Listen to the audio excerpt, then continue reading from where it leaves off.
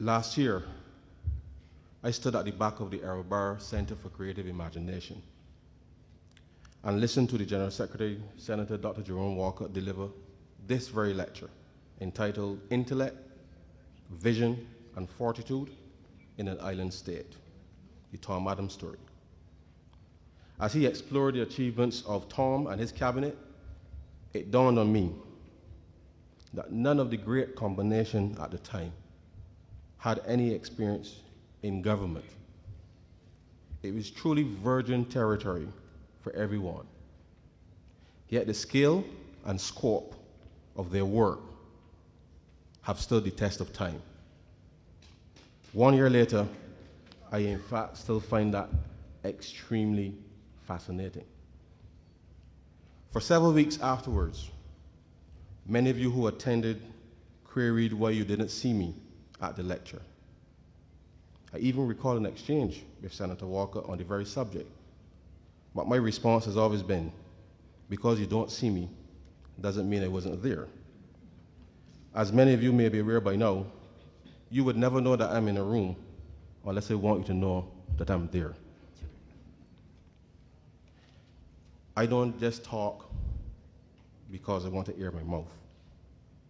I make it a habit to listen to people so that when it's time to speak, my contribution is valuable and of substance.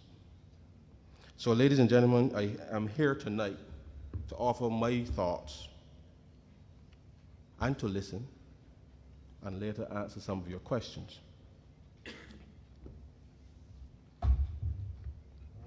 Sorry.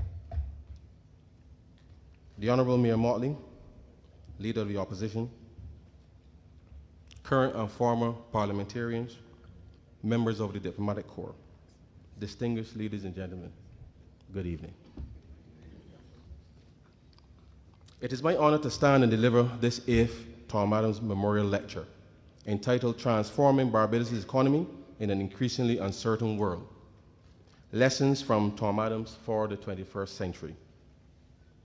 Let me thank the Tom Adams Foundation for inviting me to deliver some of my thoughts on this very subject. Now, I was born in May 1976. There is still a small dispute between my mother and the QEH as to whether it's the second or the third, but that's the subject of a completely different conversation. Tom became our second Prime Minister in September of 1976, so I personally did not know Tom, like how I know Owen, or how I would definitely know Mia. Because clearly I was a child growing up completely oblivious, whilst Tom was transforming this country. I remember distinctly at 9 years old when he died. I've never seen my grandmother cry before in such a manner as she did upon hearing the news of his death. I don't know if she ever met Tom, but she felt his loss very, very deeply. Tonight I ask you to join with me and let us together examine a true masterpiece, a canvas of achievements and enduring impact of Tom's visionary leadership has had on Barbados. Tonight, my purpose is to stimulate our collective imagination as we consider what Barbados would have been like had it not been blessed with Tom's transformational leadership. According to Dean Harold Critchlow, had the courage to face the world's criticism in support of a cause which he believed threatened world peace. This was Tom, a leader in an uncertain world. As you're aware, during his tenure, you would have seen a lot of turmoil with respect to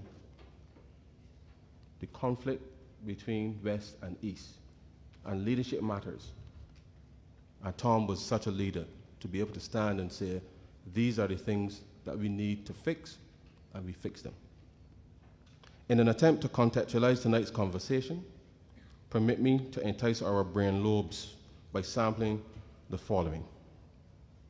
According to Chip Conley, when the world is in the midst of change, when adversity and opportunity are almost indistinguishable, this is the time for visionary leadership. This is the time when leaders need to look beyond the survival needs of those they are serving. This is the time. Ladies and gentlemen, with your indulgence, I should ask that you gather your brushes and canvas as I take a few moments to reacquaint us with the Right Honorable J.M. Tom Adams, born John Michael Jeffrey Manningham on September 24, 1931, the only son of Sir Grantley Herbert Adams and his wife, Grace Adams. Tom, as he was affectionately known, attended Harrison College and was a winner of a Barbados scholarship. He pursued his studies in Britain, where he attended Magdalen College of the University of Oxford, graduating with a master's degree in politics, philosophy, and economics. Tom was also called to the British Bar in 1965. Drawn from his numerous achievements and his visionary leadership that transformed Barbados, it gives me great pleasure to offer you a few colors, 7 in fact, to choose from as we set out tonight to paint this collage in his honor. The first color this evening is elegantly wrapped in his conceptualizing of the Tom Adams Highway, which represents an understanding of the role infrastructure plays in the development of a country. The second color is him being the architect behind the Plantation Tenantries Freehold Purchase Act, 1980, which to me represents the mechanism of wealth creation. The third color is his initiation and consequent development of our international business sector, which represents our need to engage the world. The fourth color is him being responsible for the establishment of the National Drug Service, which represents the importance of health and wellness in the development of a nation state. The fifth color is his drive to establish the Barbados National Bank and the promotion of the credit union movement in Barbados, which represents the importance of financial enfranchisement. The sixth color is him being the catalyst for women's upward mobility in society and the removal of the concept of illegitimacy of children born out of wedlock, which illustrates a deep understanding of the structure of the society and how it affects development. And finally, our seventh color is his push for the establishment of the National Cultural Foundation, which demonstrates the role that culture can play in creating avenues for expression and economic enfranchisement. If you were here last year and listened attentively, you might recall Senator Walker's extensive treatment of each of these broad themes. I do not intend to go over the same ground as extensively as he did, but only to whet your appetite, the purpose of which is to pivot and illustrate what we must do now in the 21st century. Throughout this evening, I deliberately keep my suggestions for transformation specifically tied to the themes. However, you may notice a subtle hint of commonality running through each. While sometimes it may appear isolated, all are inextricably linked. Infrastructure, physical and digital. Economists all over the world are constantly measuring and quantifying the direct and indirect economic and social benefits that a comprehensive road network contributes to the economy. I think it is safe to point out that roads are particularly useful when connecting places, bringing people and businesses together, spurring new infrastructure and promoting economic and social development to areas considered isolated and or unreachable. The Industrial Estate and Access Road, also known as the ABC Highway today, was one of Tom's visions for economic enfranchisement, as it provided easy access from the airport in the south to Spikestown in the north, in addition to linking the main ports of entry. The ABC Highway system continues to play a significant role in the development of Barbados, as it provides access to citizens, businesses, and investors alike to mobilize and to develop suburban complexes and mini towns, the likes of those we have seen along the highway, most notably Warrens and the Haggett Hall intersections. It is evident that with these types of developmental initiatives and the accessibility that the ABC Highway provides, Barbadians continue to benefit from a wide range of social and economic opportunities. I eagerly expect that we will continue to see the development of more and more mini-cities along our highway as we work towards making Barbados a beacon of investment and development in the region. Notwithstanding the current condition of our highways, with craters and potholes competing for space, temporary inconveniences in some circles, it is evident that without Tom's visionary leadership and the advent of the ABC Highway, which is really the Tom Adams Highway, to be honest, yeah? Barbados may not have benefited as much as we have socially and economically, given the contribution that the highway has made in relation to providing access to more economic and social opportunities. Lesson 1. I humbly suggest that as we close out this second decade of the 21st century, that we seek to systematically upgrade both our physical and digital infrastructure. Our transportation system is in desperate need of an upgrade. And if we are to move to a 24-hour economy, we must tackle this head on. Whilst physical improvements and maintenance are critical to achieving this goal, so too are the management structures we put in place. We must all appreciate that as our economy and society matures and develops, there's a natural transition away from predominantly the working economy as we knew it in Tom's time, to a more leisure economy as it ought to be today. Such a transition must be accompanied by the relevant adaptation of the role of government. In 1976, due to what we economists call market failure, it was necessary for the government to both own and manage the transportation system. During Tom's tenure as well, minibus operations as we know it today were also legalized and facilitated through the issuance of licenses for public service vehicles to citizens of Barbados. This achieved two very important things. One was the partial privatization of public transport, and two, the economic enfranchisement of those operating the public service vehicles. Today, there are more than 100,000 private vehicles in Barbados, and such accessibility is no longer an issue as it was in 1976. I asked Barbados one simple question: when will we recognize that the government does not have to own a bus to deliver subsidized fares for any of its citizens? Furthermore, I suggest that government's role in the 21st century should be as a strong regulator, which would provide much higher value for money for you, the taxpayer, than if we continue to maintain the current system as is. I wish to offer the following so that as Tom's vision for the construction of the highway would be realized in almost totality. 1, let us establish a revenue sharing model backed by a robust digital payments solution across the public transportation sector, which will systematically remove the disorder that currently exists on our nation's roads. 2, let us also set a simple target of cutting transit times during term time by 50% by 2020 by improving our traffic management system. This can be done, for example, by establishing 2 lanes of one-way traffic on specially designated roads in and out of the city during peak times on weekdays.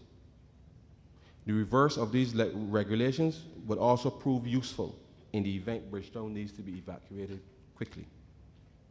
3, let us deploy drones today, not in 20 years, so that real-time information is received by both commuters and the authorities, who can then properly evaluate whether the objectives are being achieved.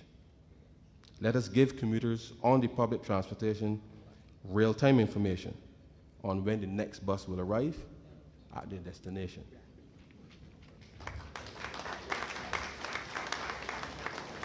Ladies and gentlemen, we do not have to reinvent the wheel for this to happen. It just takes sheer will. If physical infrastructure improvements are required, whether they are flyovers, bridges, tunnels, etc., let us get them done and move on to the next problem. If we must toll the infrastructure to finance their costs or for maintenance, then let's do it so that you, the taxpayer, the traveling public, can commute to and from your work, leisure, or other business with confidence. I want to speak briefly on the impact of the digital economy and its link to infrastructure, by way of example. I cannot stress enough the importance of Barbados moving towards a fully digital economy. One simple goal is to settle at least 95% of all transactions via mobile, internet, or wireless payment systems by 2020. This means expanding our data processing systems and capabilities from the central bank to the coconut vendor on the side of the highway. I've taken the time to speak about transportation very briefly, and even more so on the digital economy. But I want to focus now on a specific sector as it relates to taxi drivers. And I say this, which is the case for most people who will experience the onset of the digital economy. Fear will always be a tenant in your mind, but do not make fear the landlord of your mind. Uber is just technology applied to solve a problem. There is a transportation problem in Barbados, and you can be part of the solution. So the challenge for taxi operators in the 21st century is basically to decide whether you want to own duty-free cars parked in town, basically complaining about the lack of traditional taxi services, or whether you look at the landscape for what it is and where the trends are going and make a determination as to how you will be part of the solution. The dynamics of the market, certainly within transportation and most of the rest of the economy, have changed in 40 years since Tom was here. And so must every one of us. Failure to adapt in a rapidly changing environment is the primary reason for extinction. Sometimes it's the failure to see what's happening slowly around you that leads to extinction. There are no guarantees about survival, but adaptation allows you to live and fight another day. I sympathize with taxi drivers. I sympathize with all those who feel threatened with technology. But we have to adapt to the changing times. So for taxi drivers, and for any other person feeling in some distress with respect to the onslaught of technology, you must simply make a determination that you will survive. And I would suggest simply looking to build alliances with those who will be involved in the digital economy and ensuring that you have a stake at the table, because that is very important in order to be able to survive going forward. Wealth creation.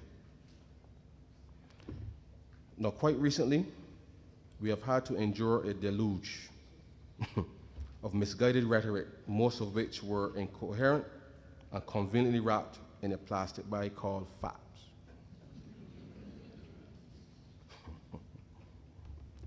I'm trying to behave. No disrespect to our leader, who graciously explained the meaning of the acronym FACTS as Frandel and Chris telling stories. However, I did overhear some fellas in Marhill Street suggesting something completely different. Needless to say, the legacy of this great party, and by extension its leaders, can and forever stand up to those who will seek to vilify or break it down. Some naysayers have intimated that the Barbados Labour Party is one that is elitist. But ladies and gentlemen, I challenge all of them to take a moment and let some common sense seep into their brains. The achievements of the Barbados Labour Party are resolute and undeniable. And had it not been for the Plantations Tenantries Freehold Act of 1980, our second color, had it not been for Tom's vision of empowerment and his unwavering desire to ensure that disenfranchised Barbadians could participate in the social and economic privileges that were only available to a few, thousands of Barbadians would not have the opportunity to purchase the land that they occupy at 10 cents per square foot, or furthermore, transform or build their homes on said land.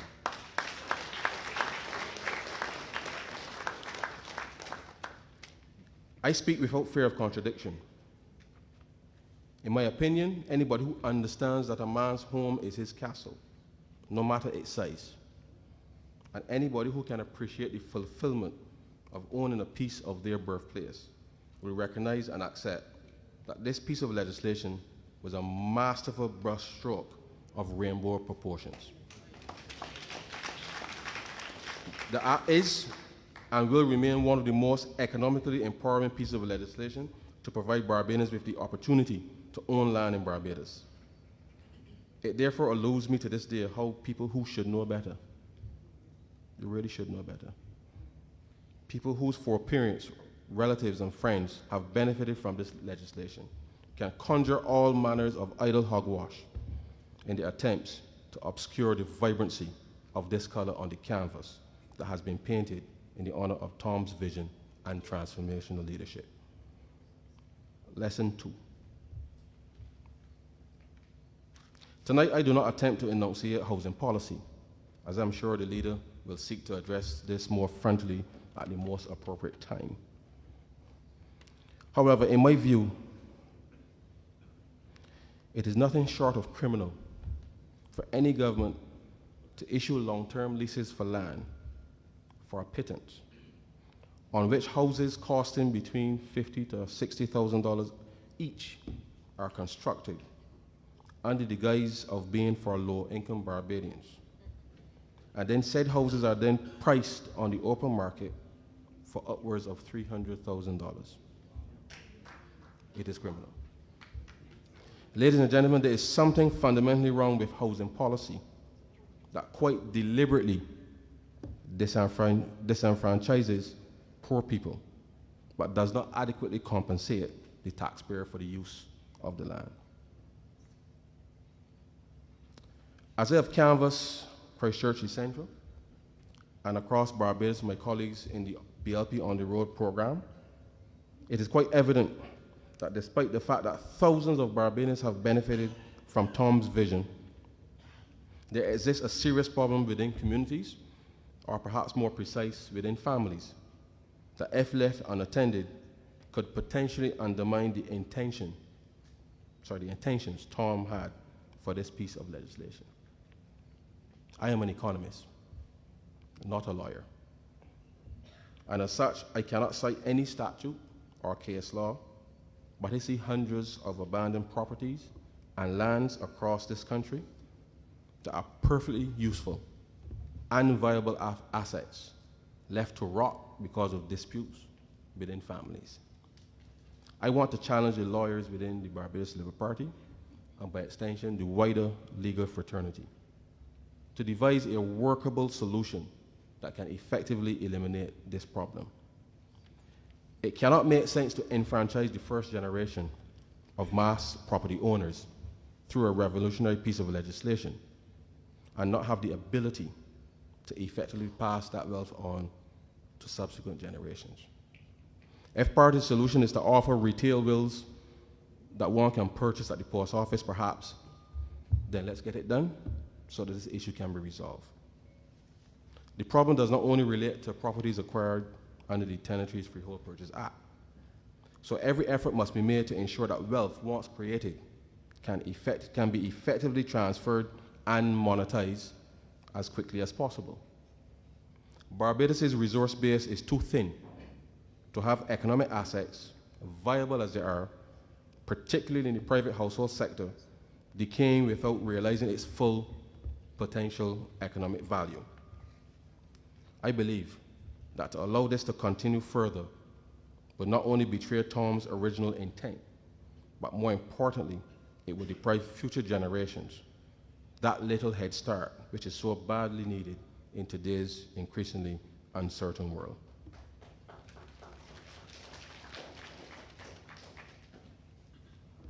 International business.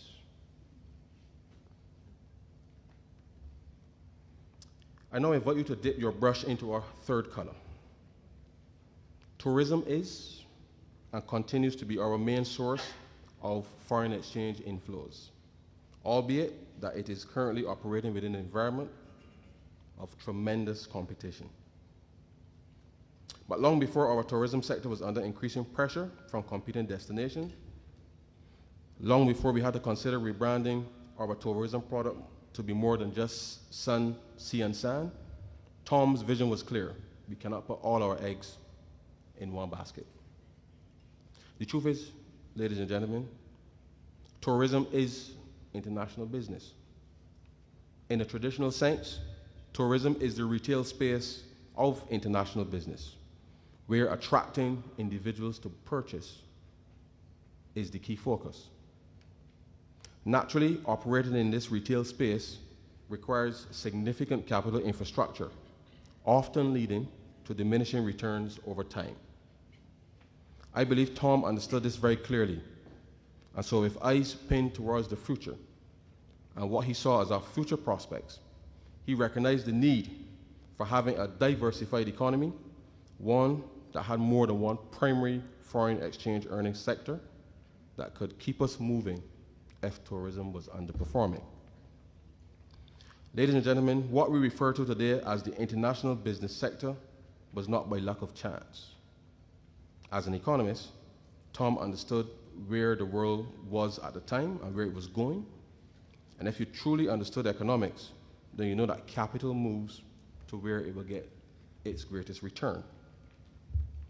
It therefore does not surprise me to hear that when he tabled the idea of a financial services sector being another foreign exchange earner for our economy, the suggestion was met with scant criticism. In the face of criticism, visionary leadership is what Tom brought to the table. As a transformational leader, he accepted the environment he was in, but he looked towards the future.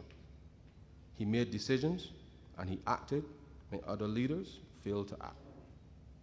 Leaders who are not transformational tend not to have a clear vision or a roadmap for citizens to embrace and to follow. They hesitate and they procrastinate.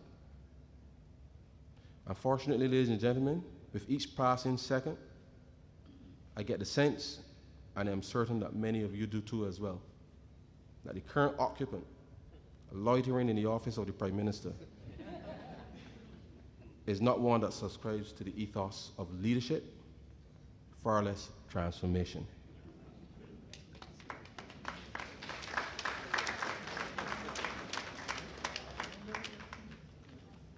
Fortunately for us, I am comforted, convinced, and confident that our leader, Mia Amor Mortley, has the vision and the boldness to transform our nation and lead us back to the path of social and economic prosperity.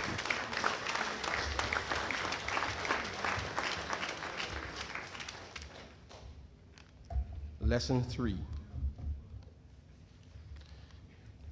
In our covenant of hope, we set out our vision for engaging the world.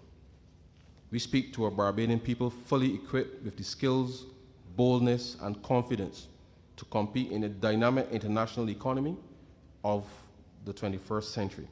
supported by the facilitative domestic and regional policy framework, based firmly on sovereignty, independent and principled positions, executed by an enhanced, professionalized, refocused diplomatic and trade representation, fully capable of defending our vital national and regional interests in all traditional and emerging centers of power and influence. Our engagement of the world must be rooted in preparing our young people to compete. Our school system is still modeled after the Victorian system of the late 19th and earlier 20th century, which was designed to produce public servants. For the record, there's nothing inherently wrong with producing public servants. But right now, in this 21st century, Barbados needs its citizens to be global. When I was growing up, we were taught that brain drain was a negative thing for a country. For all intent and purposes, that's true if you are leaving to escape a bad government like we have now. We must face the world as it is, and not necessarily as we would like it to be.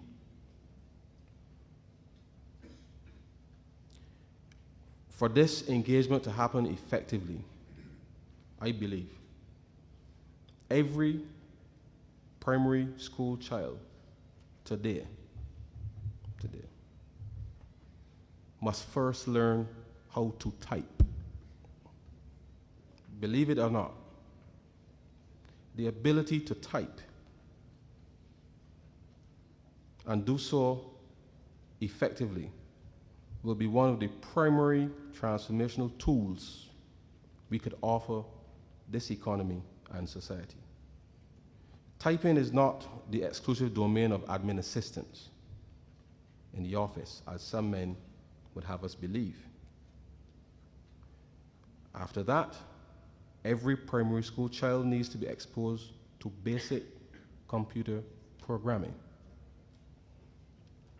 There's a subject called electronic document preparation and management, currently offered at CSEC, or what some of you in this room may know as CXE level.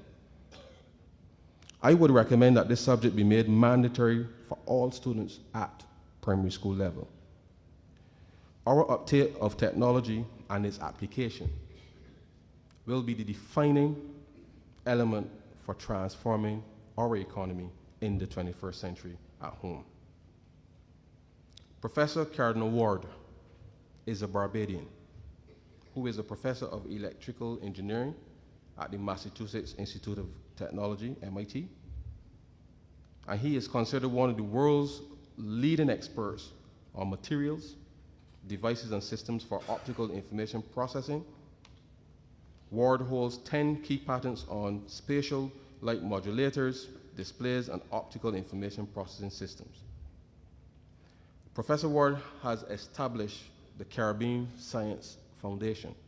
I'm not sure how many of you in this room have heard of it, but he has established the Caribbean Science Foundation right here in Barbados because he believes, and so do I, that the next Google, Facebook, or a large tech company can come from the Caribbean.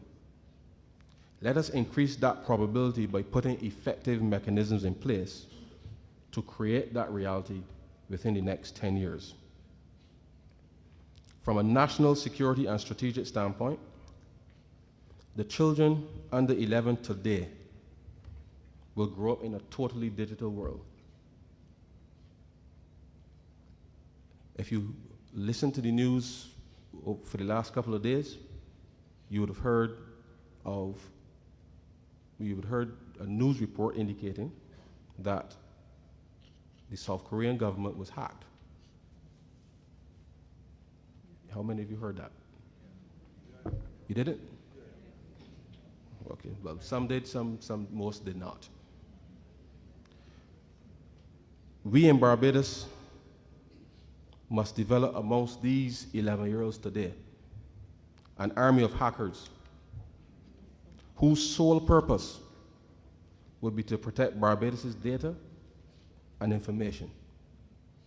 from foreign and possibly domestic cyber intrusion. I will play my part in achieving this strategic objectives after the next election. As the duly elected member for the constituency of Christchurch East Central,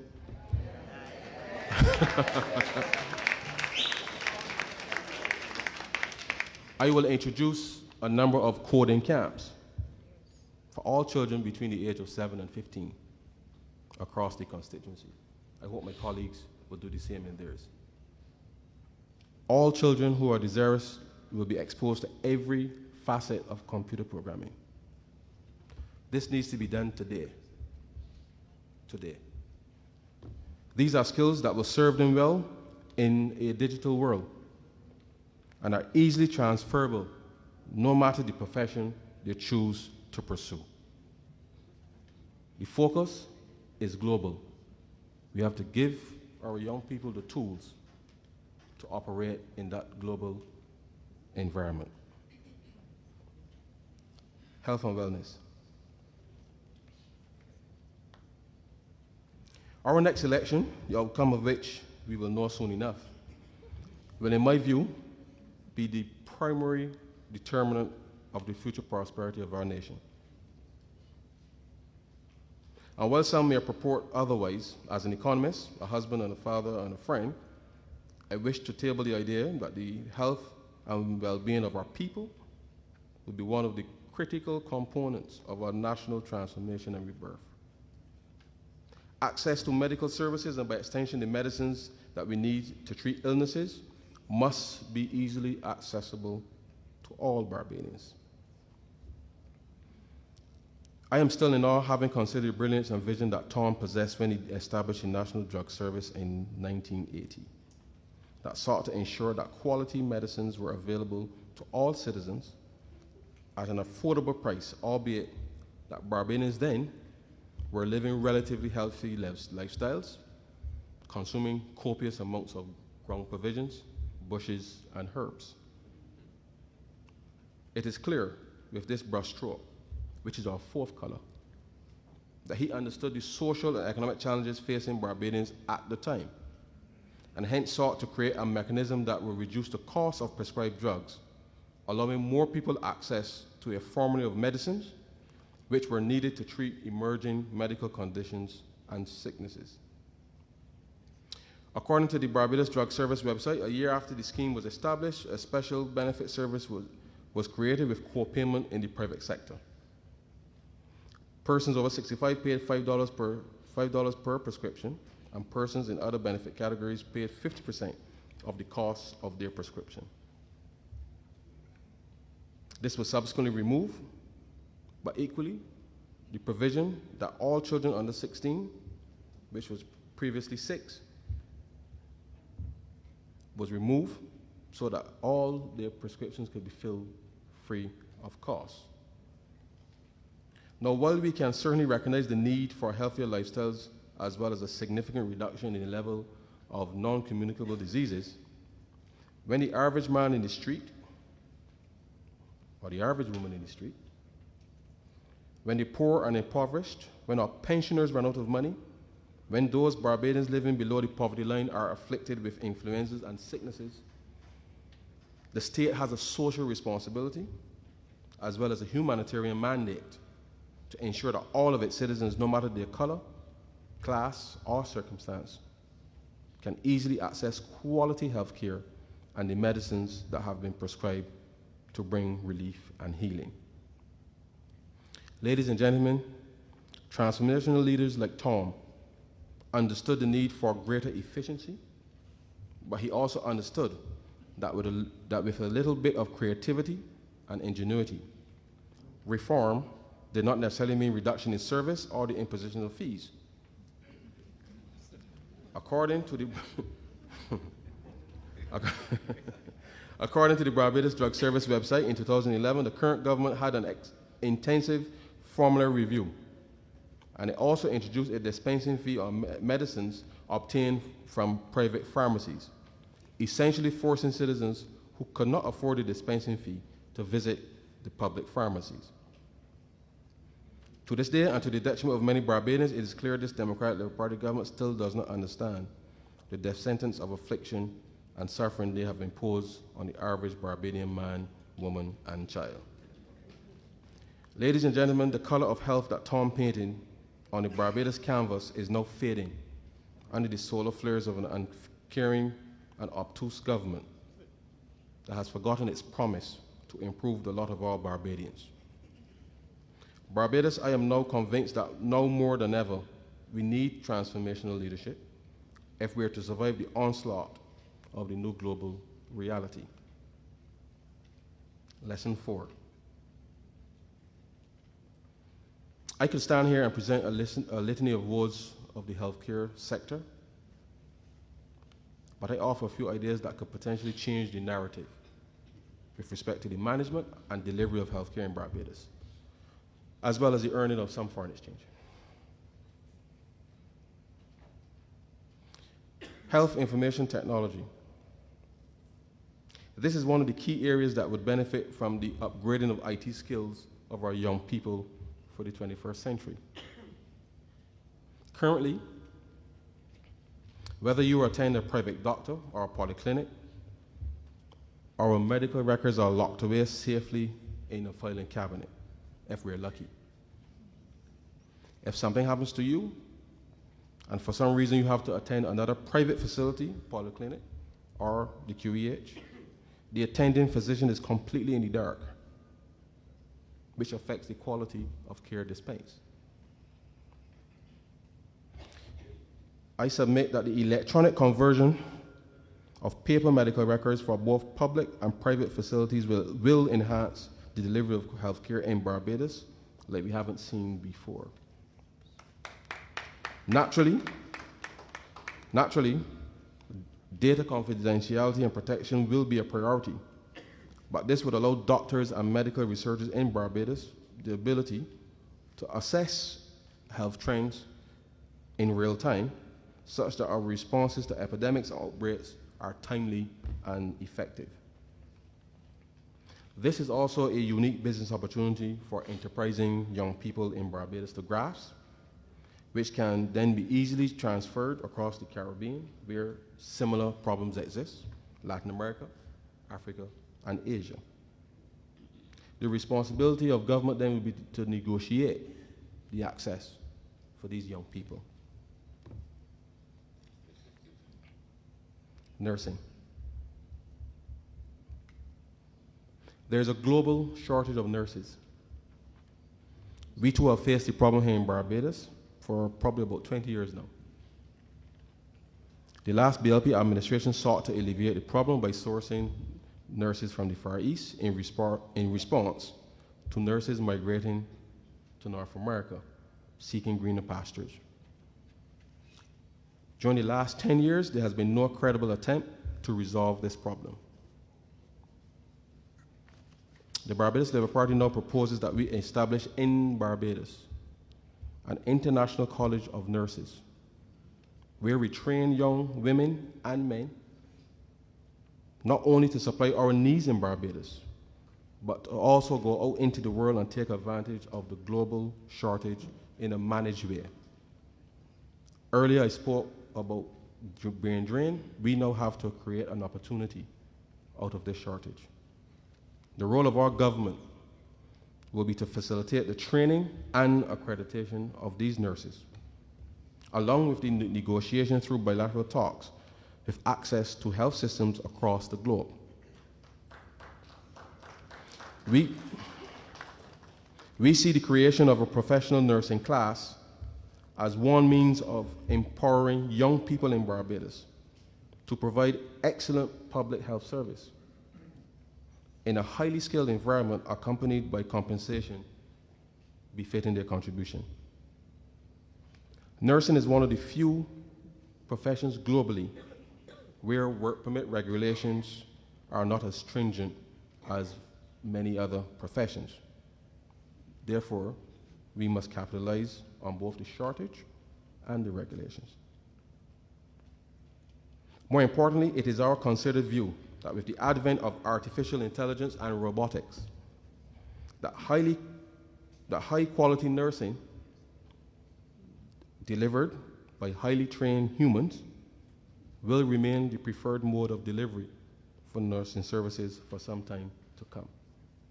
There is an opportunity here. The Barbados Labour Party intends to take advantage of it.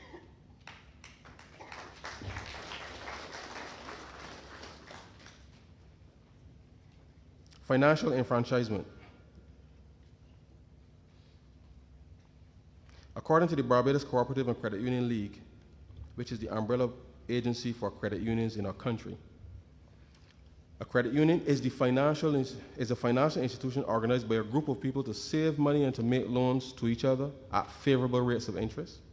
Credit unions operate on the basis of mutual self-help, hence they typically serve only their members. Clearly ignited by a spirit of mutual cooperation, trust, and benefit, Tom forecasted that as a family, a group of friends, a community, and even a country, that we could come together despite our political, cultural, social, and religious differences, and pool our resources for mutual benefit. From all accounts, this ideology fueled his drive to promote and cement the credit union movement in Barbados. This, comrades, is our fifth color, and what a beautiful color it is. Tom's vision laid the foundation for the creation of the Barbadian middle class, which did not hesitate to participate in this new model of economic enfranchisement and social empowerment. To this day, the rate of development of our middle class, and I dare say any middle class found in any other part of the world, remains one of the key metrics that economists like myself use to measure a country's social and economic development.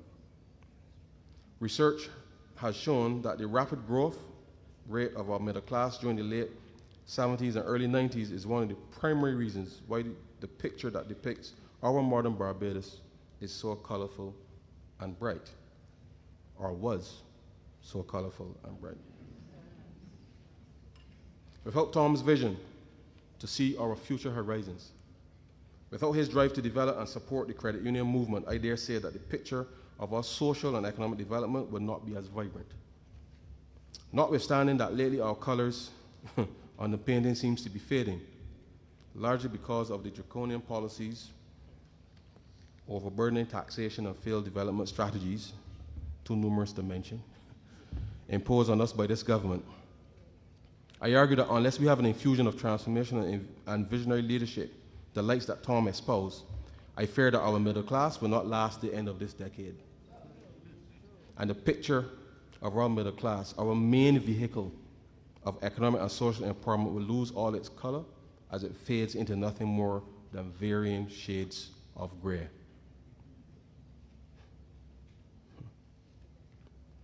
Brothers and sisters, the motto of the Barbados Labour Party is a better life for our people.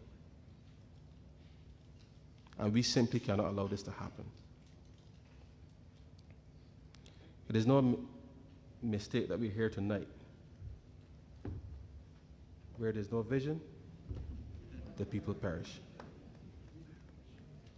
There has been too much sacrifice from all quarters for us to stand isolated and accept more failure. The time is now, Barbados.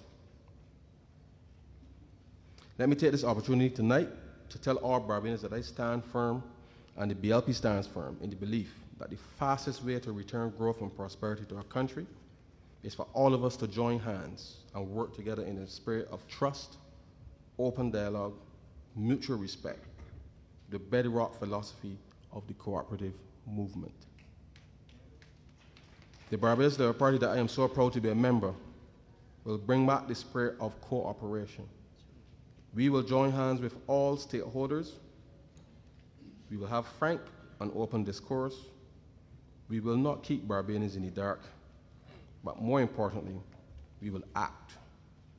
We will not waver from Tom's philosophy of cooperation, trust, and a better life for all. To demonstrate the tremendous significance of this single act of economic and social empowerment, according to the Barbados Cooperative and Credit Union League's website, as of October 10th, 2017, there were 33 credit unions currently operating in Barbados with combined membership of 188,227 citizens, more than half the population, with assets of $2,076,881,394. Lesson 5.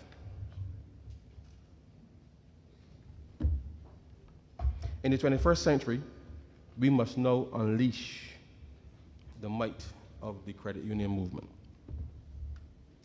In recent times, there have been calls in some quarters for a new development bank or even a new national bank, which has come about in part because of the backdrop of the scaling back of the footprint of international banks.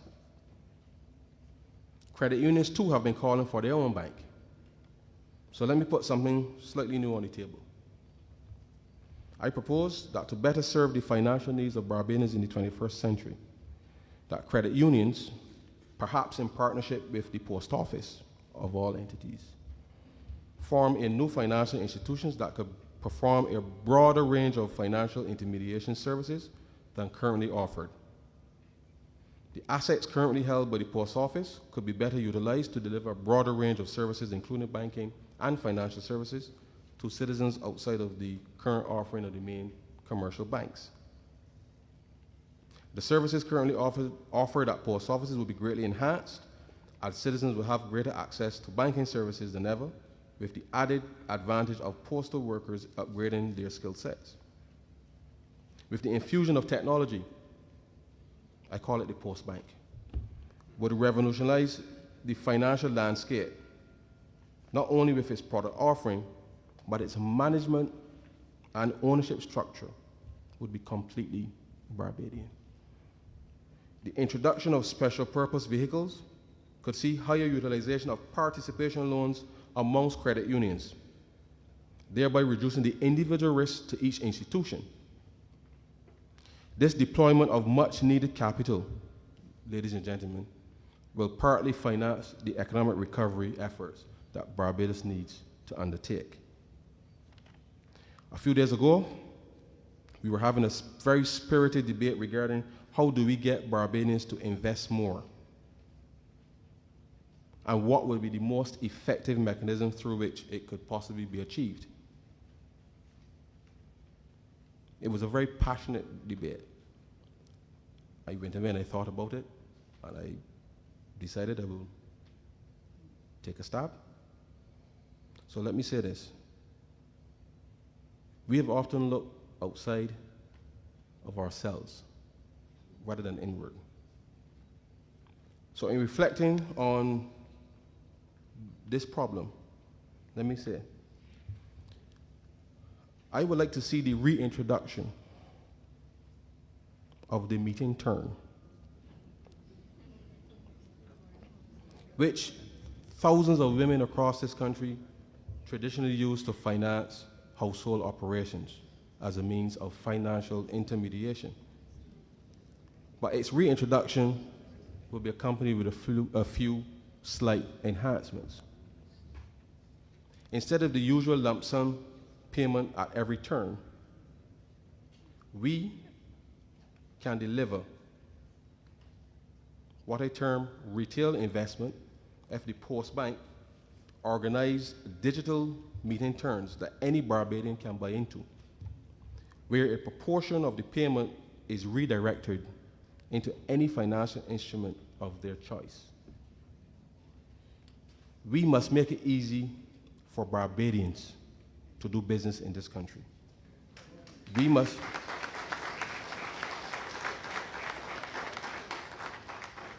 must make it easy for our Barbadians to invest without compromising their rights as shareholders or small investors. The pooling of funds in this manner can be directed to startup companies, stocks, bonds, or other securities. The small man will be at the table, essentially. These can be easily traded or cashed whenever the investor requires, because liquidity on the market will easily support it. One of the ways we can make this easy for Barbadians to invest in the new Barbados economy would be to utilize some of the existing platforms. I've thought about this. Barbadians easily buy quick pays at the nearest mini mart, rum shop. So we, the Barbados Labour Party, must make it easy for Barbadians to invest. The technological solutions exist for us to be able to do that.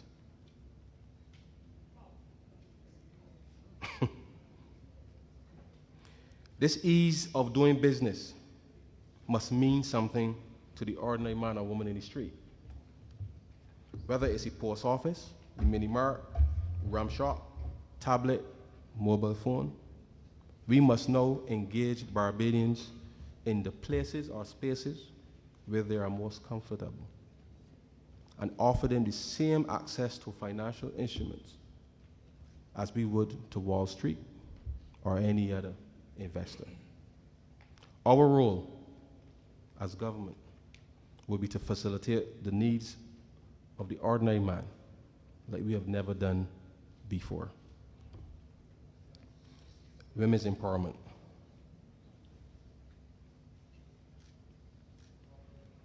Let us now sample the sixth color. It is a powerful color because of the depths within our souls that its tentacles can reach. Some of us in this room tonight, myself included, are children of unmarried parents. And we know quite well the denunciative titles that were ascribed to us and to our mothers from those with sharpened tongues. Quite often these days we are bombarded with stories of single mothers, absent fathers, delinquent boys, and missing girls. Now, if our present reality isn't troubling enough, imagine what our society would have looked like, if Tom did not agitate for the upward mobility of our mothers. What if he didn't fight to ensure that basic human rights of the poor black children were no longer withheld? I'm convinced that it is highly probable that the status quo would have remained unchanged, the disenfranchisement of our women would have continued, and the social plight of our children would have been ignored. Ladies and gentlemen, I trust that by now that the picture which them vagrants are trying to hang on our walls of an elitist Barbados Labour Party is accepted by all hearing my voice tonight to be the symbol of their collective stupidity and fakeness, and the architects, many of whom would have been labeled illegitimate had it not been for Tom's intervention. They should be jailed for treason and perjury of their own conscience. As a transformational leader, Tom made choices that most other leaders would not have made at the time. And inasmuch that he was not labeled as illegitimate, he understood the degenerative nature of such a title being ascribed to any child.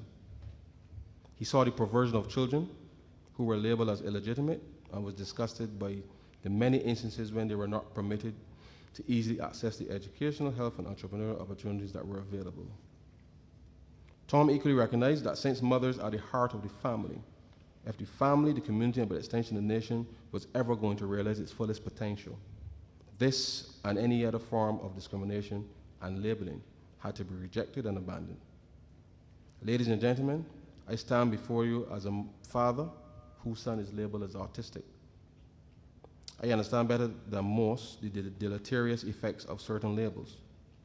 In my quest to ensure that my son and people with disabilities have equal access and equal opportunity to meaningfully contribute to this country's development, let the record now state that as Tom fought for equal opportunities for disenfranchised children and women, his spirit of determination empowers me and all of us in the Barbados Labour Party to do all in our power to ensure that all Barbadians, no matter the labels, will forever be free to explore and to participate in the economic opportunities that are available now and in the future.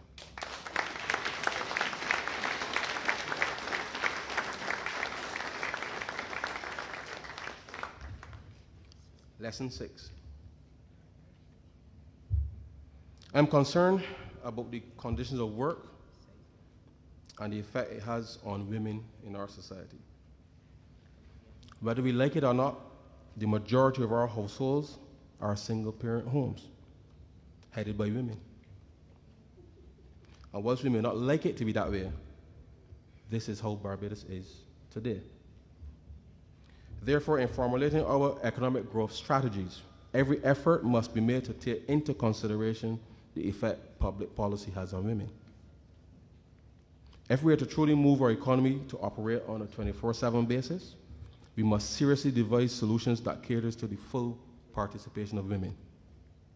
I do not have all the answers, but certainly one of the challenges we will face relates to the care of children when mothers have to work, particularly at night. To help alleviate this problem, we need to develop a professional class of caregivers, perhaps, who will look after children, especially at night. Financing it would need open dialogue between employers, unions and their employees, and government. If Barbados is to successfully make this transition, we must find a workable solution to this problem. On the other end of the spectrum, I believe 3 months maternity leave is too short. We must seriously relook and determine the time frame over which we can extend this well-earned benefit to a minimum of 6 months. This will not cause any harm to the workforce nor disruption in the workplace, but with proper planning can be beneficial to all. Women must not be made to feel that having children is an impediment to career success. If Barbados is to thrive,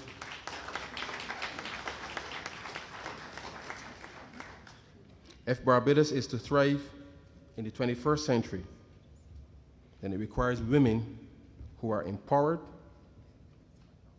women who are enfranchised, who can deliver a better life for their families. Culture.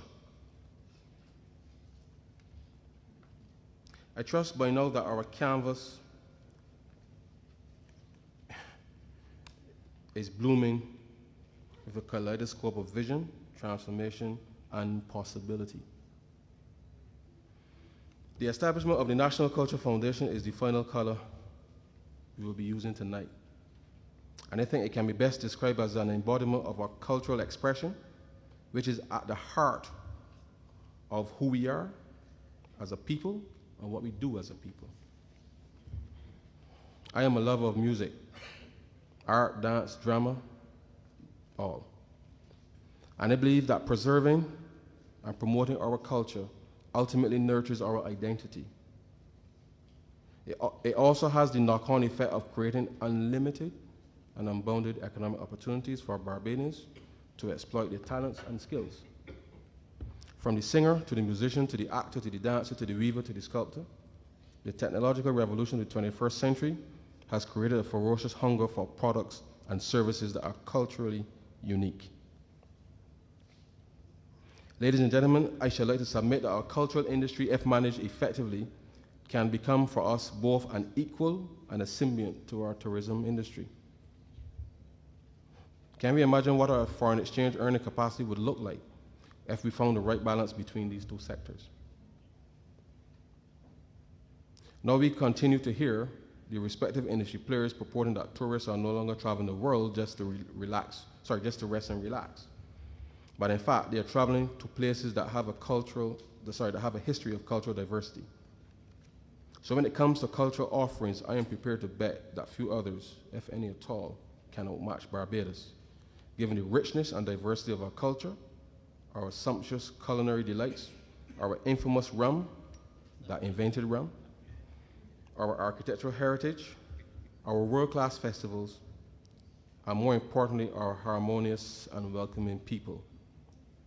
The establishment of the National Culture Foundation was Tom's view of what existed on our future horizons because he knew the potency of the Barbados culture.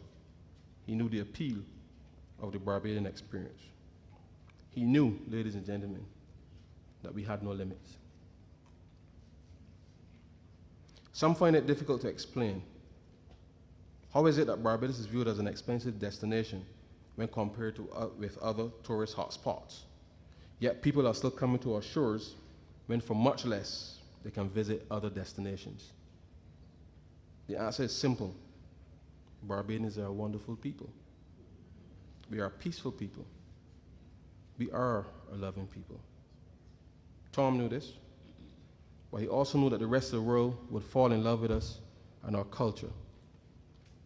By this single act of genius, a masterstroke of unlimited proportions, he sought to establish the NCF. And because of his visionary and transformational leadership, I can see a limitless horizon of economic and social opportunities which must be tapped, harnessed, and encouraged. The Barbados Labour Party will never allow Barbadian culture to dim and fade by any stretch of the imagination. We recognize the need to generate and maintain foreign exchange, as we also understand that we are living in different times that requires what some people might regard as out-of-the-box thinking and approaches. That said, I am confident that our cultural diversity and legendary product offerings can compete with any other in the world. And as Tom would have been criticized for his transformational ideas, we are ready to take the baton and continue to break through all barriers in our attempt to take Barbados over and above the status we once knew. Lesson 7.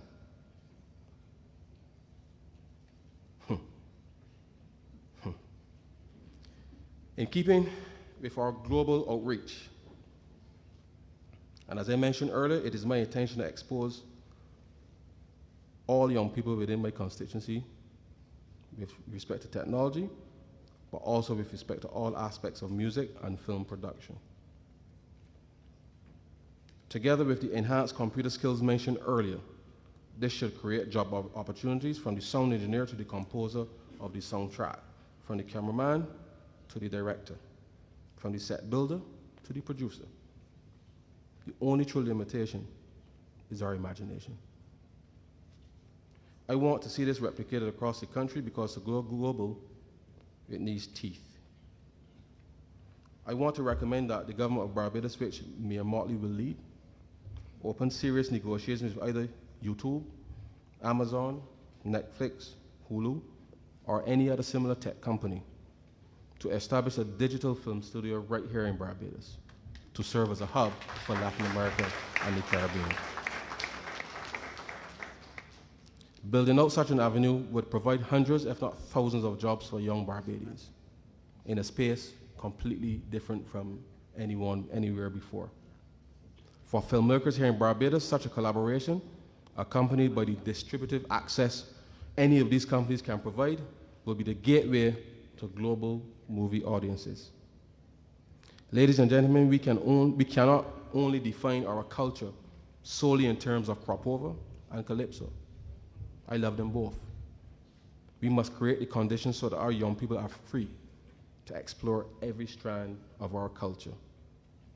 We must look beyond this 166 square miles to the over 7 billion global citizens and engage like we've never done before.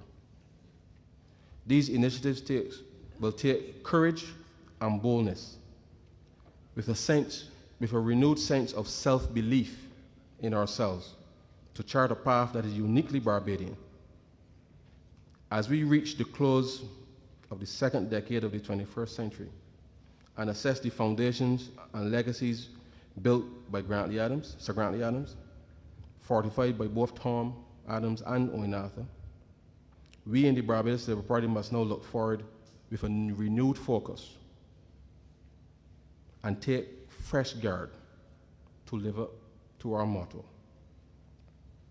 We will do so knowing that our mission will not necessarily be completed in the time given to us by the people, but we will leave no stone unturned in the pursuit of delivering a better life for our people.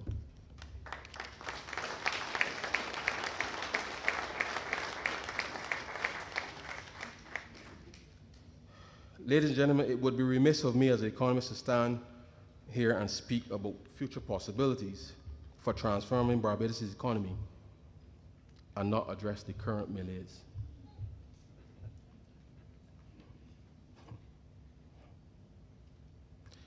There are people across this land who are less than honest with themselves and their children.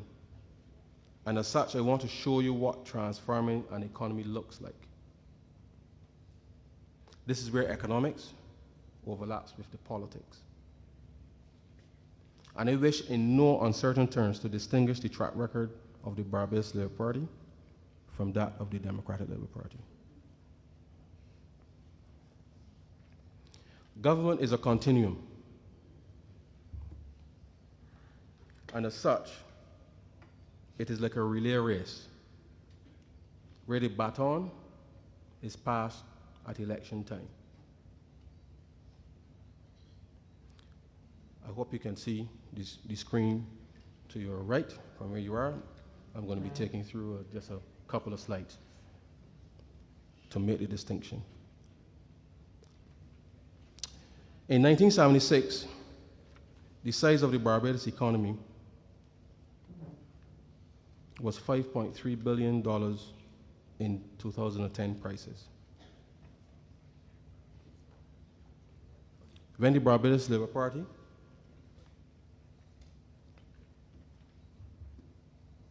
gained office, that was the size of the economy handed over by the Democratic Labour Party.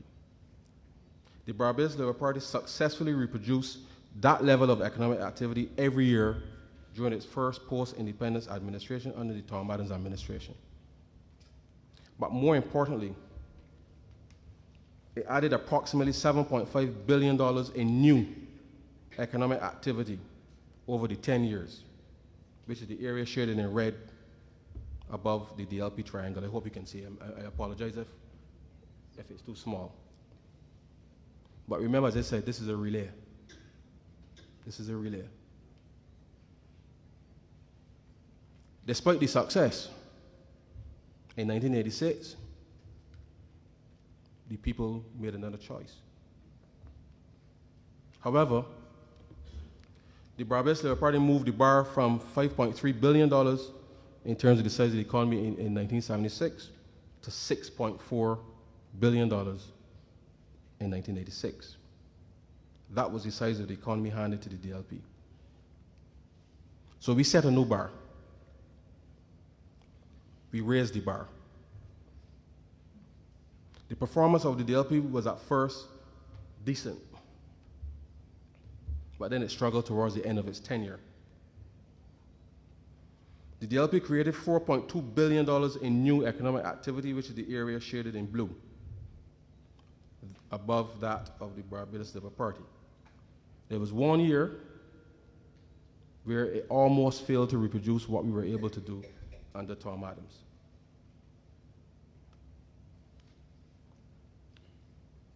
By 1994, the Democratic Labour Party had only increased the size of the Barbados economy by some $300 million. The Barbados Labour Party then, between 1995 and 2007, again successfully reproduced their economic effort without fail, moving the economy from $6.7 billion at the beginning to $9.1 billion at the end of 2007. Ladies and gentlemen, this is what economic transformation looks like. You raise the bar.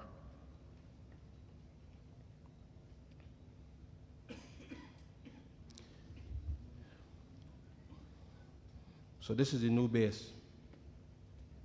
We raise the bar. So with each step, you see the raising of the bar. With the exception of 2008,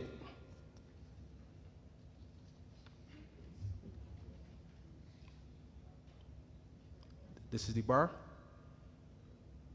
With the exception of 2008, the current Democratic Labour Party government has failed miserably to reproduce the level of economic activity the Barbados Labour Party handed to them in 2008. So far, up to 2016, some $5.5 billion have been eroded from the economic base of Barbados.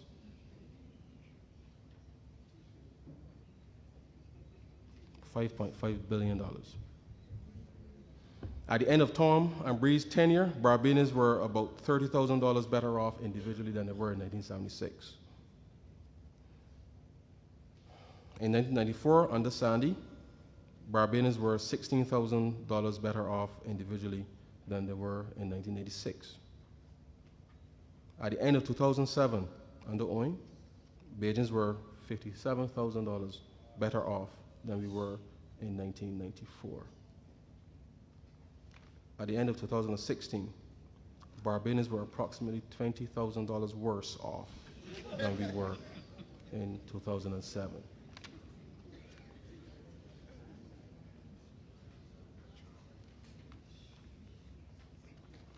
Ladies and gentlemen, this Barbados Labour Party will be the first administration in our history to receive an economy far worse than when we left it. It will be no easy task to repair the damage and get this country back on track. At the end of 2007, our economy was rated at AA. AA. AA.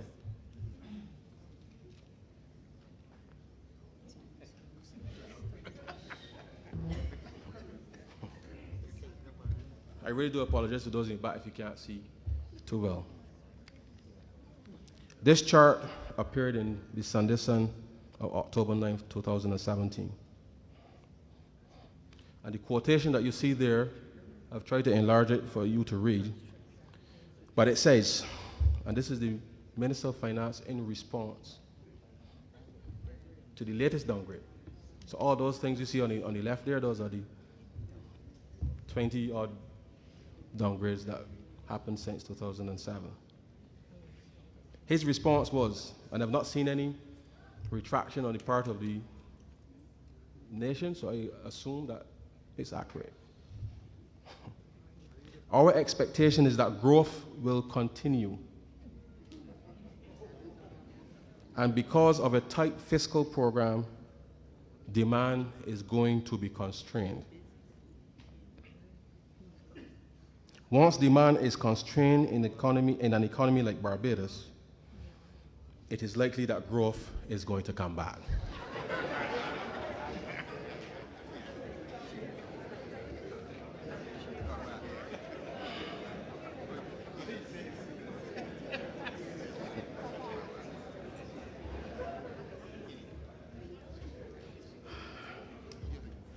Ladies and gentlemen, if any student of economics wrote such in an exam, I will give them naught.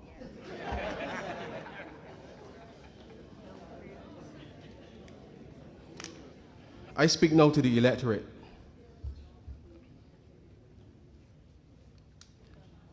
This statement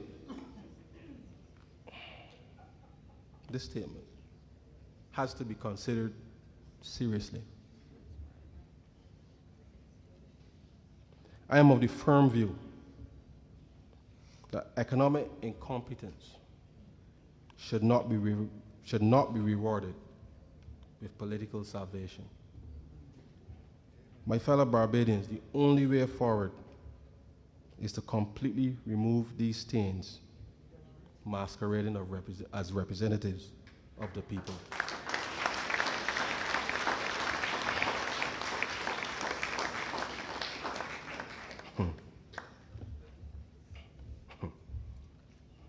It really did pain me to read that.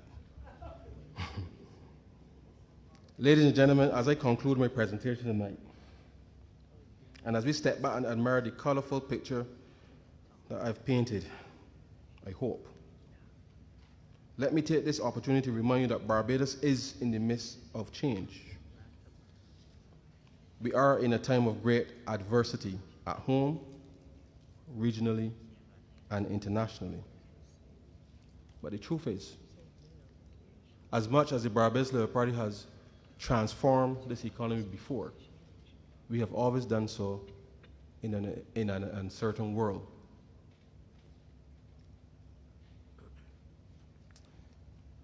As opportunities appear scarce and hard to come by under this current administration, we need visionary leaders that can help us chart a course for our future prosperity.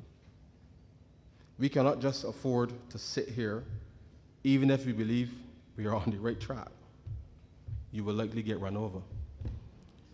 Sir Hilary Beckles made a similar point when he referred to Barbados as a sailboat that was stationary on the high sea, which is impossible. Needless to say, he reasoned that it was unacceptable for the captain to sit there in hope that the wind would blow. Sir Hilary was emphatic that the captain and his crew, or her crew, must look within themselves, look around them, and look to others, and use all the resources at their disposal to build some oars and get the boat moving. I don't know about you, but quite often I get that sinking feeling in my stomach that it's only a matter of time before a rogue wave comes and capsizes this boat we call Barbados. Within the global economic environment, with the global economic environment getting as tremulous as the Atlantic Ocean that is producing these ferocious storms, can we really afford to just sit and wait for the wind to blow so we can get moving? If we are honest with ourselves this evening, can we really say that at the present moment, are we seeing a picture of our future horizons as a nation? I would like to assure all of you here tonight, and by extension all Barbadians, that the Barbados Labour Party has set out in its covenant of hope a vision that will get this country back on track.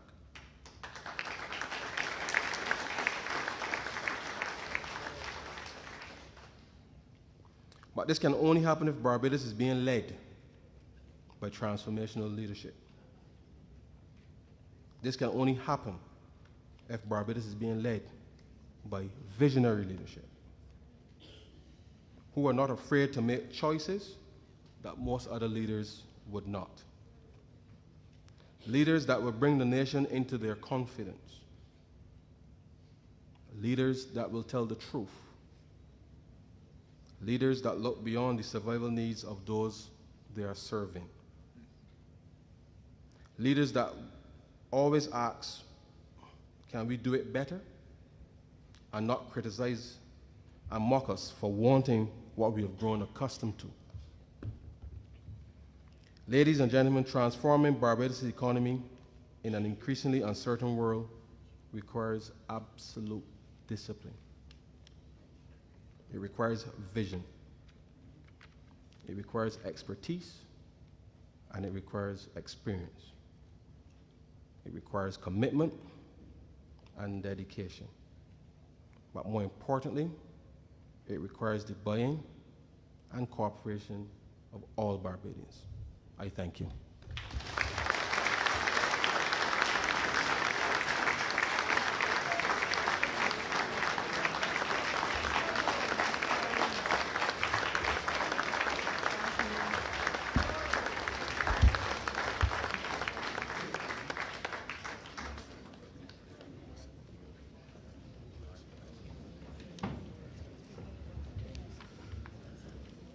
Ladies and gentlemen, if you had any doubt about Ryan Straughn as a member of the team led by Mia Mortley, those doubts have gone tonight.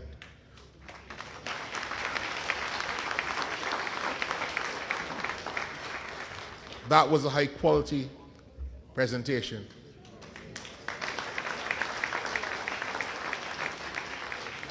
It was substantive, riveting, entertaining, and in plain speak for everyone to understand. And we congratulate you, Ray, on a fine presentation.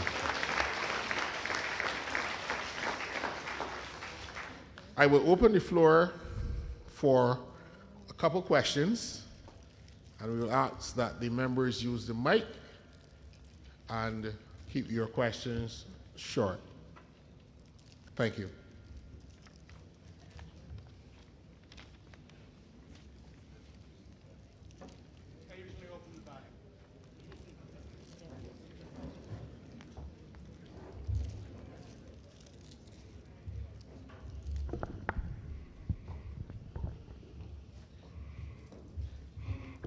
Good evening, Ryan. This is Ian Bourne from BeijingReporter.com. Congratulations. It was a very insightful and enlightening speech. In regards to the early part where you were talking about the roadways of Barbados or the lack thereof, you had mentioned about, I think you were suggesting that perhaps toll booths may be the way forward. You were talking about toll. So I didn't know if you meant toll booths, and if that's the case, would that replace road tax? That's one question. The other question regarding to the digital meeting turn, you were speaking of people receiving back a portion of the susu, as I knew it as a kid, in an instrument of their choice. And I was wondering if that would include Bitcoin. And also the last thing, which is just a curiosity thing, the fare is always a tenant, but don't let it be your landlord. Is that you? Because No. I cannot find it in Google. I went and looked it up. So I was saying if it's your original quote, No. excellent. Okay. Thanks very much for the question, Ian. The issue of the toll, or the suggestion of a toll, isn't necessarily meant to replace road tax precisely. Now, we have to make a determination in terms of how we're going to pay for stuff. So I'm saying whatever decisions we make with respect to capital infrastructure going forward, there's the actual cost of construction and how that is paid for, and then there's the actual use and maintenance of it. And so therefore all I was suggesting is that a toll, as an example, not a toll booth, because we're talking about a digital space, so you're not setting up booths on the highway to confuse traffic or anything. It could be done totally digitally, and in the context then it is clear that you're either financing the cost of the construction or it is specifically to do maintenance of the infrastructure. And so therefore these are some of the options that we have available to us as a country to, given these tight fiscal space that we're in, these are options, that's all I'm saying. The next question with respect to the digital meeting turn. Now, I deliberately did not mention financial technology or fintech, specifically in my presentation, because for a lot of people, they don't understand what that is. So that's why I focus on something very, very, very simple that people can associate themselves with. Now, there are always people who are prepared, who are early adopters of technology, and whether or not people want to invest in Bitcoin or typical bonds, corporate bonds or whatever the financial instrument is, that should be available as part of the options that are available to them. And whether it's Bitcoin or Ethereum or any of the other new digital currencies that are coming on stream, those are options once clearly explained to the investor, small investor, that I believe should be open, because as I said, this is a space that's emerging in the world. And if we can get in and help mine some of that new wealth, yeah, then why not open it up to ordinary Barbadians? Okay?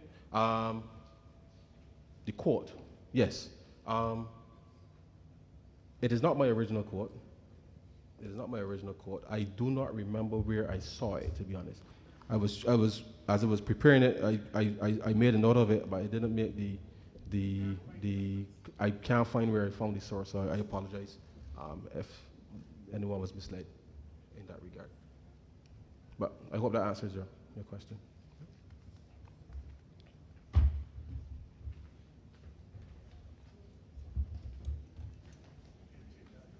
Yeah. Excuse me. Can I ask you a question? Sure. In the office, when you talk about a transformational leader, one of the things that came to my attention from one of my patients years ago was how Tom Adams managed to get shares in cable and wireless. And it was said to me that he sent his Lord Carrington was there in the island, and he sent his told Lord Carrington that he would come up to see him to discuss something of the utmost importance for the people of the country. Lord Carrington said to him, "I know you're the Prime Minister, I will come and see you." Tom says, I might not be Prime Minister next year, but you will still be a Lord. So Tom went up to him and he said to him, look, the matter here is that I think we need shares in this company. And the guy asked him, how do you plan to pay for these? Tom said to him, well, don't you worry about that. But I'm told that you're going away for a couple of weeks. When you come back, give me a call and let me know what you think about it. He went away and he came back, and Tom went up to him. And no, the same thing happened again. Tom insisted on going to him. And he said to Tom, well, we can give you 25%. I'm not quite sure of the figures. Tom said, no, I think the people would need about 30%. How are you going to pay for this? Tom said to him, not to worry. Tom signed on the paper, and I'm told that the next day, receiving royal assent to the House of Parliament, was that any company doing business in Barbados was subject to the audit rules, and Tom paid for them in 2 years. Now that is transformational leadership. Now, I say that as a stepping stone to something that I feel very strongly about, and that is the investment or lack of investment culture in this country. Tom got those shares in escrow for the people. There had to be some point at which government transitioned from owning shares and people starting to own the shares. The Democratic Labour Party got in and frittered away those shares. The same thing they did with Emira. So we are now captive people in this country working for salaries. Investing in the banks as you speak, our local credit unions, isn't the way to go. I mean, why are we not able to invest in Flow, in Digicel? You freed the Econ Telecoms up and you allowed these people to come. The standard of service have dropped. Back, I remember hearing as a little boy, no service available. I'm now hearing it again today. Yeah? But yet we cannot invest. They're making usurious amounts of money and locals can't invest. We should be able to invest in the port, both air and sea. We should be able to invest in Emira. We should be able to invest in Light and Power, Water Authority, all of those things, instead of working for a salary and hoping to God we don't get fired next month. We don't own anything. We don't own anything. If Simpson Motors wants to get some business from government, at some point in time, the transformational leader has to say, well, you know, you've been making quite a bit of money off the country. Don't you think you could put 30% of your company into, public ownership? You know, why do we continue to look for, meeting terms? I don't see that. I think that we as a people have a problem because we don't participate in the wealth generated in this country. And until that comes, we're in trouble. Let me ask you something else. You can shut me up. When Mr. Arthur left this government or handed this government to the Democratic Labour Party, did we not have some $3 billion in foreign exchange in reserves? Or close thereto? Then I read in the paper a couple of months ago that the amount of money collected since 2008 in taxes was $22 billion. Am I correct? Absolutely. So how do you end up with $22 billion in taxes, $3 billion in foreign exchange, and you now down at $312 million with a debt outstanding to be paid of $212 million either at the end of 2018 or 2019? And then you get a man coming to tell me that the cruise ship is expanding and we generate 57 million US. How 57 million US a year on top of 212 going to allow us to pay that debt? Please help me there. Thank you.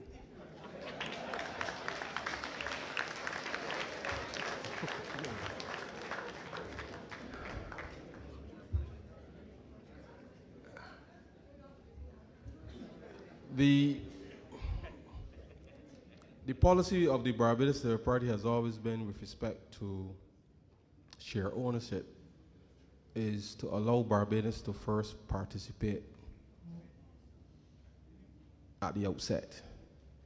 We have been consistent in any divestment program that we have issued under our tenure to make sure that shares are available to the people first. one of the challenges that I would say that we have had over the years, specifically as it relates to share ownership, is there's a disconnect between the companies offering the shares and the public. And that disconnect now has to be, that bridge wouldn't necessarily be closed, but we got to find a way of operating in the gap that's there, that allows money to flow, to move, not flow, to move back and forth relatively easy. The process of 25, 30 years ago, the process of owning shares is a fairly tedious and complex one. And the truth is that most people will, I mean, unless you're pretty energized, a lot of people will not stick through that process to be able to own shares. Now, we need to simplify that process, but in addition to that, and that's where the point about the digital meeting turn, in a sense, is, I think, is a powerful one.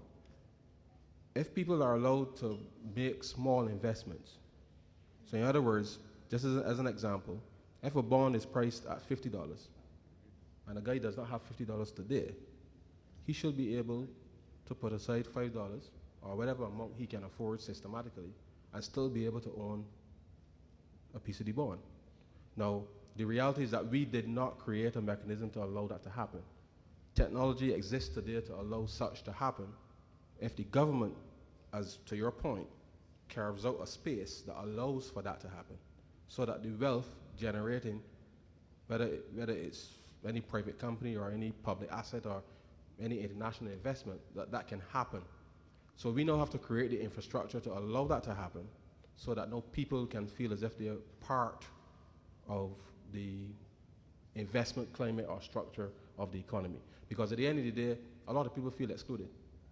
And if you feel as if you can't afford something, when we know full well that Barbadians are probably some of the best savers, well, used to be, when times were different. But the reality is that once the economy is growing, Barbadians will save. We now have to turn those savings into investment opportunities such that people can actually earn a real return on their investment. So it doesn't have to be a Cameronis or a Floor or such company, but there are new things that we now have to finance for the long term. And so therefore, we now have to look at choosing winners in a sense and making those companies a success. Can I sorry, on your last point about the quote that I put on the a couple slides back should answer your question perfectly. None of it makes sense because everything is out of sync. So if you have a person directing your public finance who is going to totally contradict himself on something as simple as supply and demand, we have a big problem. You with me? Yeah, with you. Yeah. Okay, good. But one of the interesting things here, historically, you look at trade confirmers. Trade confirmers should have been a watershed event in the culture of this country. Nothing was done basically to introduce legislation to protect investors and vilify bad managers. And therefore we stumbled from one crisis to the next. I would never forget the issue surrounding Barbados National Bank, BNB. The innuendo around there about the abuse of the bank by individuals, political, whatever, would sort of have shrouded an individual's intent on investing in great concern. So to my mind, what would have happened is, and I would like government to do this, open financials, have them in the hands of independent auditors, and anybody can go at any time and see the financials with regards to the port, to the airport, to the seaport, to everything, so that I know that if I want to put my money there, there is essentially a basis for it. It is not whimsical. Yeah? And we gotta make some money here, man. Everybody can make it and send it. It gotta be for everybody. Yeah? Okay, thanks for your time, sir. Well, I know. Every suggestion that I attempted to make tonight was specifically geared towards how do we engage the ordinary man and woman to be able to participate. Because if we do not create that space, then we will forever be regurgitating the same issues time and time again. Hi, good evening, Mr. Straughn. Thank you for your presentation. I had a question in regards to your proposed post-bank idea. We know with de-risking in international banking now, you're seeing a lot of banks either passing on the higher regulatory costs they're seeing to their customers or simply leaving Barbados. And since you mentioned that Barbados, one of our major sectors is the international financial market, is it possible that your post-bank idea would actually try to capture part of the international market which is leaving Barbados in the form of international banks and trusts? Does that make sense? It is possible. The issue with de-risking, though, is a much broader problem, and it's something that, again, being the Prime Minister of Barbados isn't just about having the majority in the House. Part of your portfolio is responsibility for the CARICOM single market and the economy, which, as part of that, anything that threatens financial activity or the economy of the rest of the Caribbean threatens Barbados. And so therefore, leadership now required to solve that problem, because this is not a Barbados problem, it's a regional problem.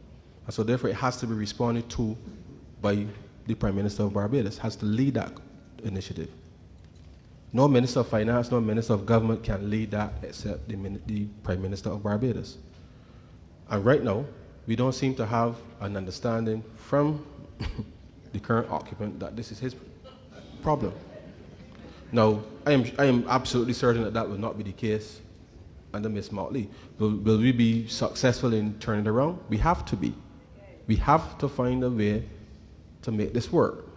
Does that mean that we use the post-bank idea with respect to cooperatives in North America to do a similar exchange for correspondent banking? Perhaps. But the reality is that unless we actually go out there and engage and find a solution to deal with the problem, then we will forever be at the mercy of the Canadian banks, perhaps not so much the Trinidad banks, but certainly the Canadian banks. And the reality is that we have to go out in the world and make our way. Now, like it or not, Prime Minister Arthur did just that, because we could not have achieved the level of growth that we achieved in the last administration had he not paid attention to the fact that not just us, but other countries in the region were being labeled as tax havens, because that affects the perception globally about what you're doing in your economic space. And so therefore, the Prime Minister of Barbados has to lead in that space. You can't withdraw. You can't delegate that task to somebody else. And so the post-bank is a solution through which engaging other cooperatives across the globe can help provide correspondent banking. But the reality is that we have to engage, and the truth is, we have lost that quotation that they just put there. I don't think people understand. We may laugh at it, but the damage that has done to Barbados' reputation, because this is someone who's representing us globally. So the perception is that people in Barbados are incompetent. That's the perception. And the reality is that affects confidence. Like it or not, it affects confidence. So we now have to reassert ourselves as Barbados, first and foremost, from a weakened position, because we have to rebuild the economy here first, but we have to go and engage the world. And engaging is not going to be easy. That's why I said we have always delivered for the people because we engaged the world. We did not withdraw. When you withdraw from the world, then it means you lose touch with what's happening. And if you lose touch with what's happening, then you're at the mercy of any rogue wave. Okay? Next question.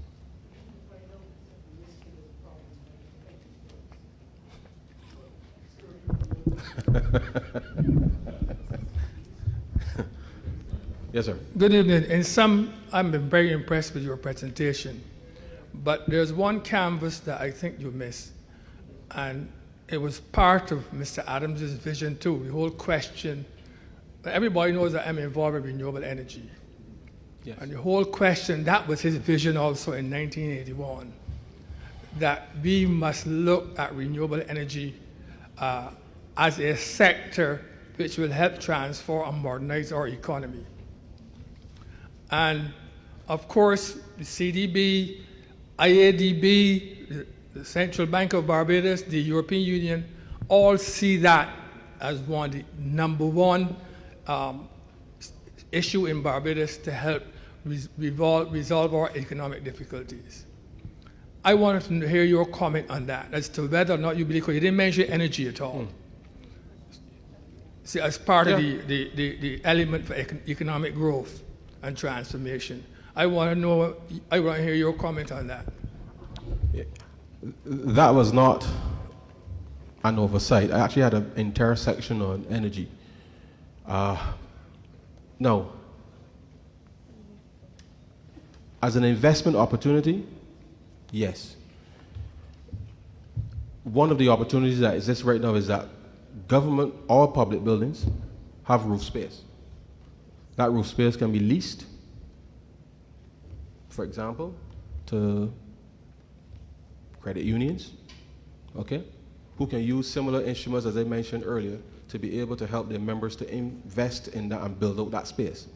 Now, once that happens, that immediately brings a benefit to the government as well as to investors. Now, energy obviously is part of the way forward, and I did not want to indicate what we will do in that space. There's a lot of work that is being done currently in Barbados, and it will provide opportunities for not just investment, but certainly to provide a stimulus for the economy. And it's actually one of the primary ways that we will be able to stimulate the economy without necessarily having a significant impact on foreign reserves. But that's something I don't want to necessarily discuss right now, but it's there. Trust me, it's there. Okay? But it does provide opportunities for investment and broaden out the investment opportunities for ordinary Barbadians. It also means that our cost of doing business could be significantly reduced, but it has to be driven, I think, with a much more aggressive policy on the part of government. And that relates to not just solar energy, but certainly a lot of other technologies related to pretty much leveraging biotechnology, which we have been able to do for more than 300 years now, but that's a subject for a different discussion. But we have that covered. I hope that puts your mind at ease. But we will discuss. We will discuss in another space. Is that?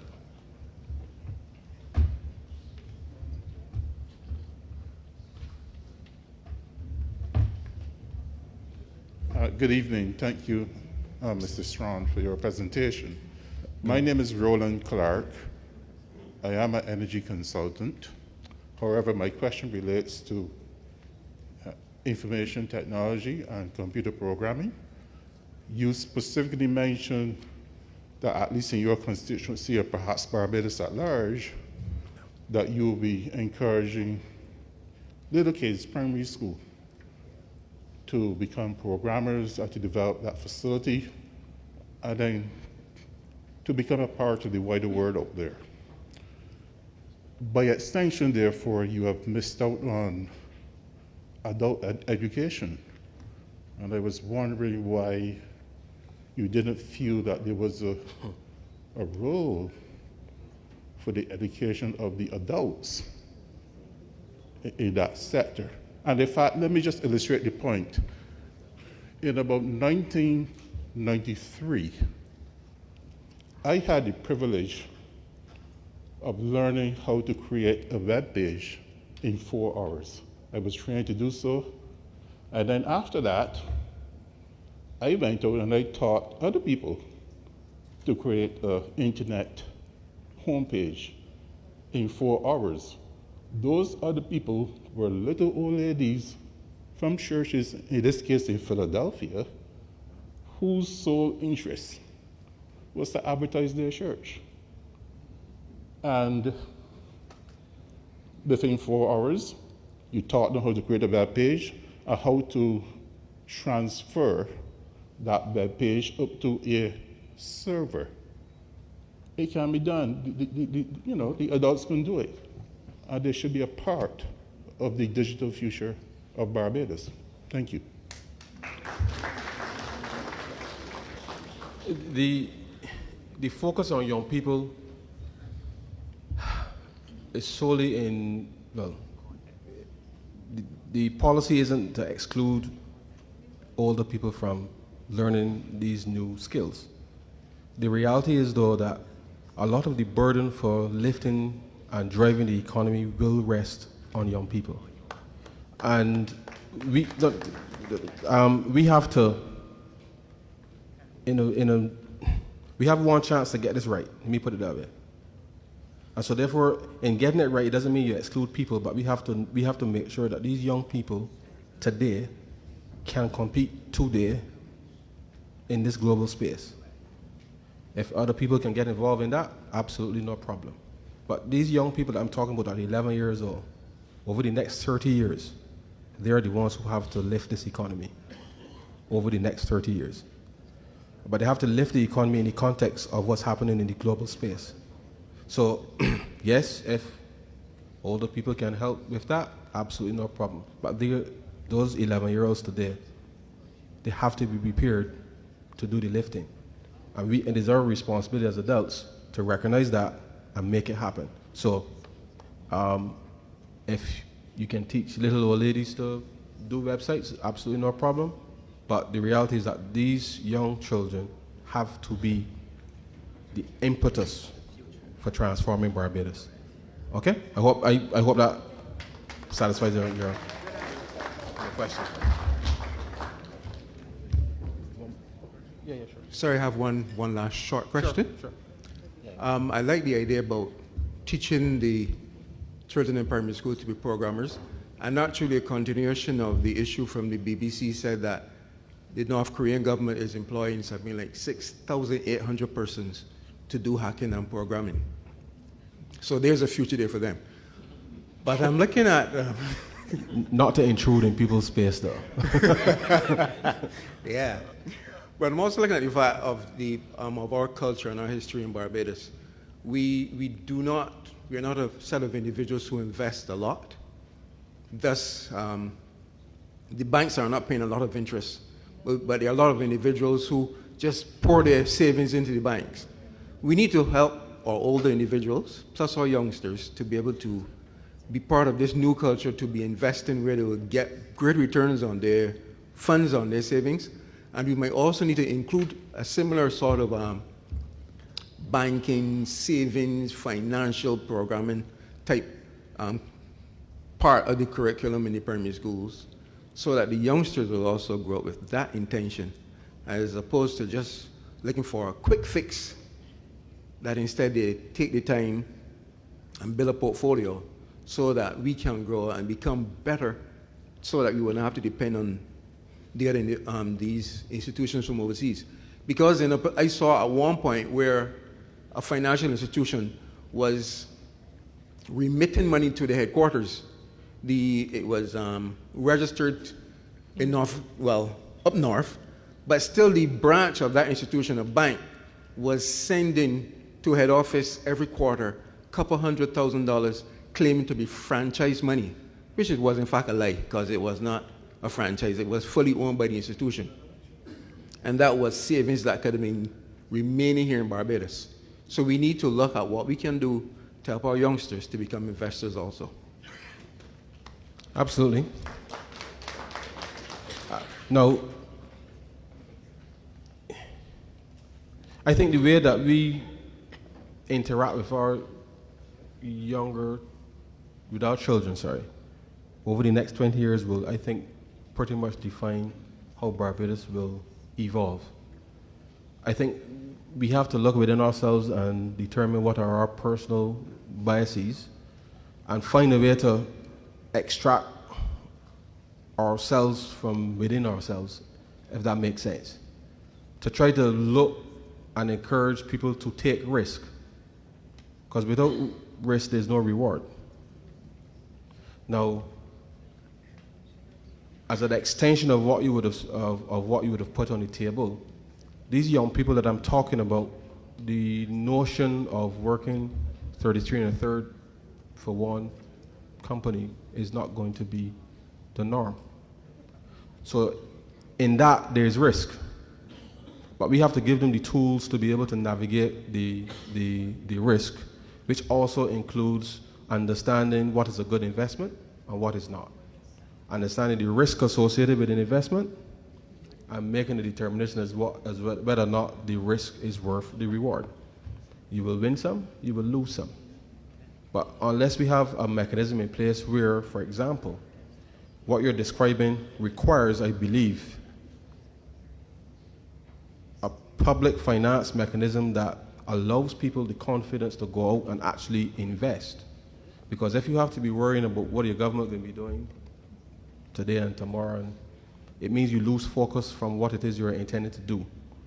And so we have to get it right to make sure that these young people can actually go and engage the world. Because you got to be safe at home before you think about going outside. And so our responsibility, certainly as a party and as a prospective government, will be to make sure that we put the framework in place that allows people to take the risk. Yeah? If people are worried about the government, then you will start making other decisions other than that which is necessarily in your long-term interest. And so it is complex. We have to re-engineer ourselves in the way that we talk about stuff, in the way that we invest and save and even use resources. But the reality is that we now have to be able to do that much more aggressively for the young people. Because so long as young people have real options when they leave school, your economy will grow. Anytime you have young people leaving school without any real prospects for opportunities, your economy will pretty much shut down. Because it is that refresh that drives innovation. Every time a young person gets a job, household incomes automatically rise.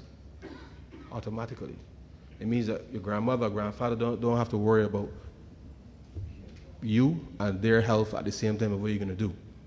So the focus on young people isn't to exclude other people, it's allow the pensioner to use their own income to actually live out the rest of their lives without having to worry about their grandchildren.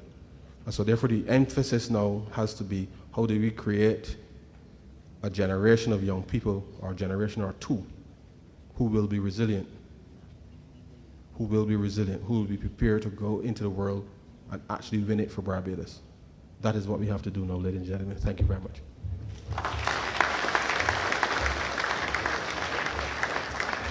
I now welcome our political leader, Ms. Mia Motley.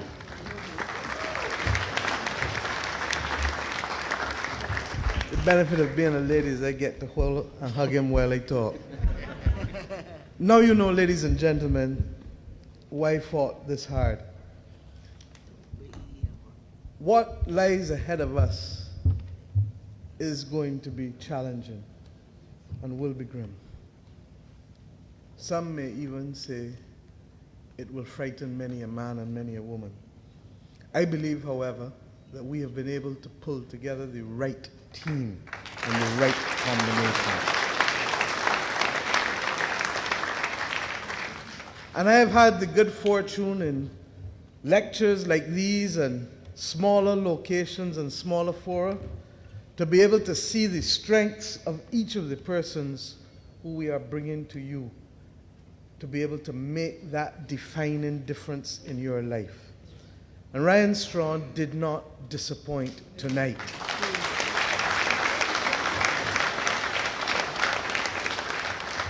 In fact, far from disappointing, he validated our contention with the branch and the members of the people of Christ Church East Central that this young man will do more to save the houses of the people in Regency Park and Durance and Newton and Kingsland and Lodge Road than their current representative, Ronald Jones.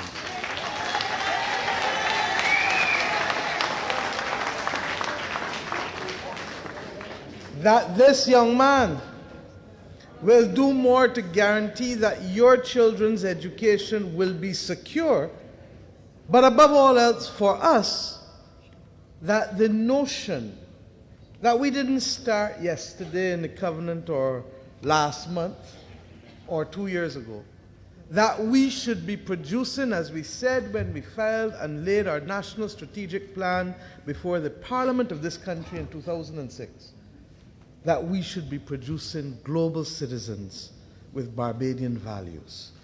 And that remains the vision of the Barbados Labour Party.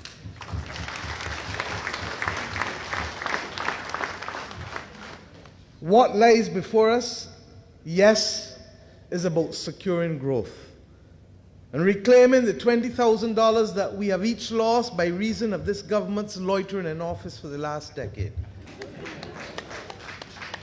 But it goes beyond growth, as we had cause to share this evening with many small businesses. It goes also to equity and distribution. Barbadians cannot become tenants in their own country. Ownership matters. And because ownership matters, we will not simply be focused on returning growth to this economy, but as Ryan has pointed out tonight to you, it matters how ordinary people can own a piece of the action, not just a piece of the rock. So I want to say to you tonight, ladies and gentlemen, that every day I pray for discernment. I pray for humility. I pray to be compassionate. But I pray also that the team that I lead will also reflect those values. Because it is in the reflection of those values more than anything else that we will gain the confidence of ordinary Barbadians. And that when we say that we want to make that difference, people will understand that we mean it. And when we say that we want to be able to show that you can lead in this country and help people without stealing and without representing in a vulgar way and a crass way the worst aspects of what you can do in public life, we mean it. And I believe that what you saw here tonight was a man who was discerning, a man who is humble, a man who is compassionate, a man who is creative. And like all of the others who I will ask to stand here tonight for you, whether it is Wilfred, whether it is Dwight, whether it is Colin, whether it is Neil, whether it is Charles, whether it is Peter, whether it is Santia and Eddie and Marcia, whether it is George or myself. No, John is coming after, don't worry, and Duguid. All of you please stand, because this represents some of the team of the Barbados Labour Party who will make the defining difference. Sandra and Adrian are at the back.